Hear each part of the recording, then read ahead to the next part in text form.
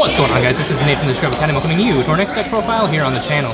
Today we've got Easton here with his Tearlament deck. We're going to go ahead and jump right on into it. As far as the Tearlaments go, it's pretty standard. The 3 Rhino Heart is just a Foolish Burial on summon. Sent to grave, you can send a monster from your hand to special summon them back.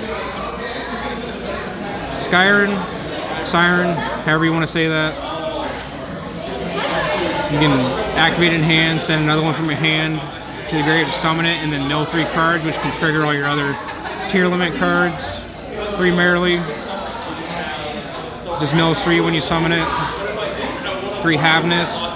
It's basically like a hand trap version of Merrily. You can summon, chain it to your opponent activates something on field. And all 3 of the little ones, if they're sent to grave by a card effect, lets you fusion summon. I play 2 Supreme Seamare.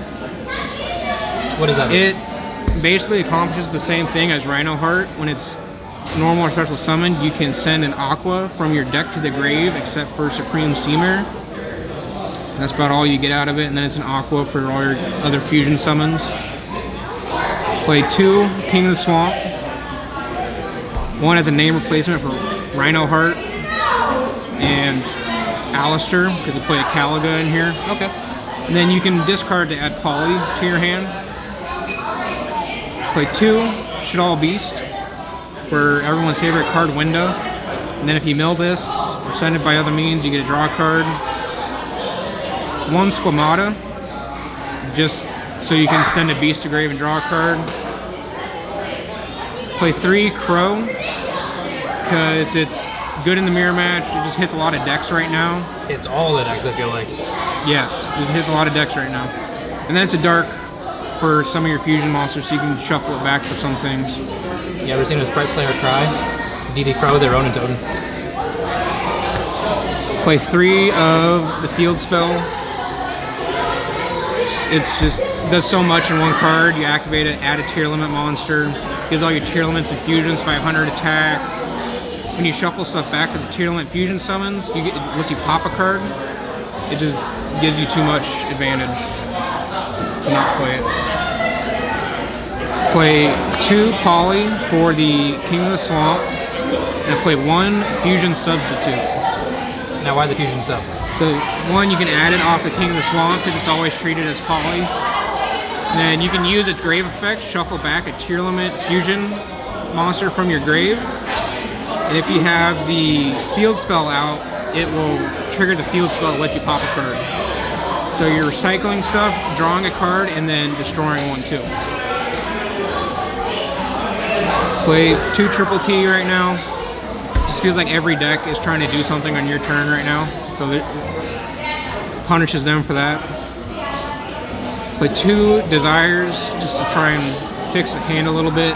You play 2, 3 copies of almost everything, so you should be able to play. You should be able to play through your Desires, even if you banish multiples or something. The 3 Dark Ruler No More, in case someone wins the dice roll and opts to go first. It's kind of something you need right now. So it's up 10 negates? Yeah. 3 Super Poly. Super Poly is real good right now for this deck, because you can battle phase, use your own stuff to make another body to attack with, and then trigger all their graveyard effects and make more bodies. What I've done in the past too is I've set one of my many Tearlaments and then activated this to fusion off like a Toad or just other people's stuff and make your own stuff and keep on going. So all the 1-ofs in here, play Called By. It's Called By. You kind of need to play around hand traps.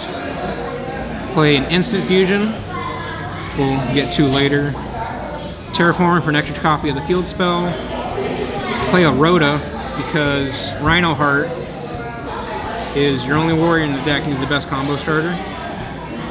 And Foolish Burial, because everything in the deck has a grave effect. Do you normally normal summon that Rhino Heart, or?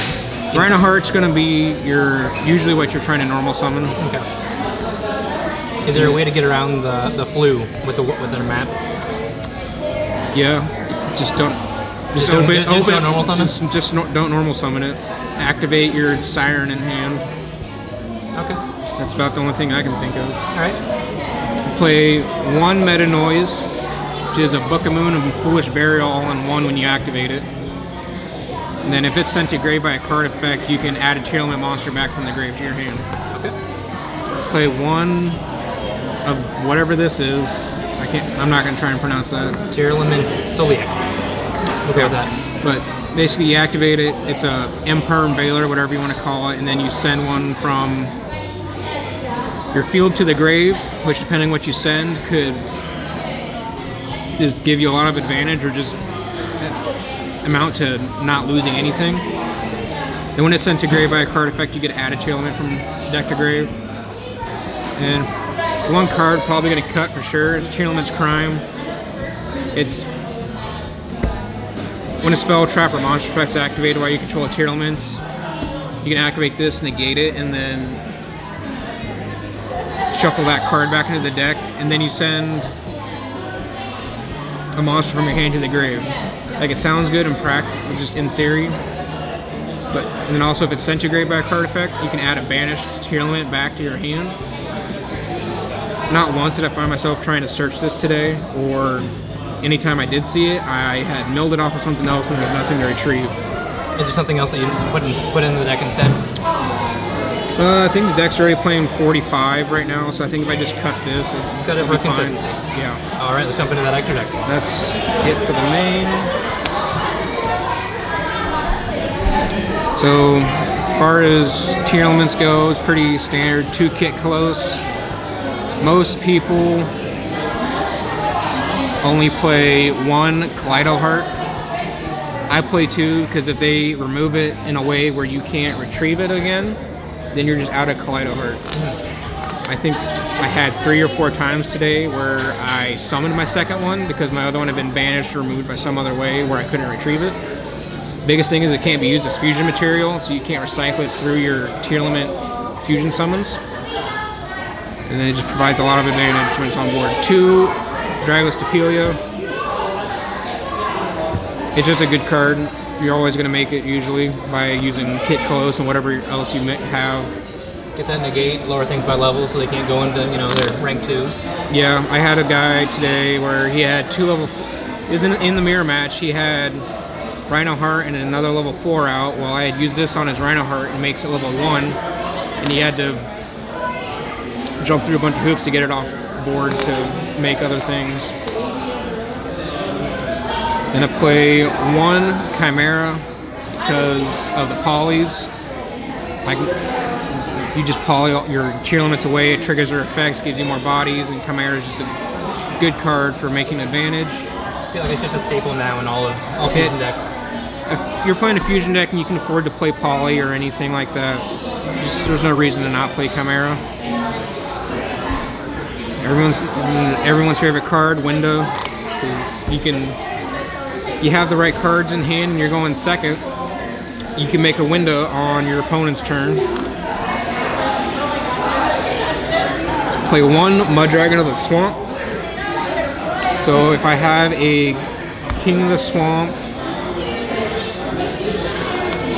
and a Rhino Heart, or a Rhino Heart and a Sea Mare, I can make this and then I can change this to dark to protect all my darks from being targeted. Okay. 1 Garura. It's The new one? Yep, it's new. Make it a few times just to recycle stuff. Leave it on board as a body to get hit. It's a good super poly target too. You can suck up a lot of boards. Play a Starving Venom. Super poly again. You're not really making this in your own combos. Waiting until your opponent's turn when they summon something, then get rid of it. Suck it up. Play 1 Caligo. Try to make on an opponent's turn using King of the Swamp and anything else. Gives it a real place to Alistair name. Play an Abyss Dweller for the mirror match, primarily. Play 1 Time Thief for Doer. It takes 2 level 4s. Trying to use typically Siren and Rhino Heart to make it. And it will trigger them because it detaches as on resolution, so it's leaving because of the card effect, so it'll then trigger the Tearlament card effects. I'm gonna play one Sprite Elf, which I was talking to some people and they're rather confused by this, but they didn't realize that Merrily is a level 2, so you use that and another body you don't need on board to make this. And then now you have a Merrily live on your opponent's turn when you summon it back, and you can mill 3 and hopefully hit a name. Seems pretty good to me. Would you ever consider running a water target for like Super Poly to get rid of a Toad? Oh, to get rid of a Toad, the Tearlament infusions are your Toad targets. Alrighty. Well, thank you so much, Easton, for bringing us your Tearlament deck. Hopefully you guys enjoyed today's deck profile. If you did enjoy, make sure to hit that like button, hit that subscribe button, hit the notification bell all the way at the door so you always know when our deck profiles and our live duels are coming to you guys. And make sure to stay tuned. Later on this week, we'll have a couple live duels with this deck in action so you can see how the Tearlament deck works. That's all I've got for now, guys. Thank you so much for watching. As always, this is Jammy from the Musicom Academy, signing in for now. Peace out.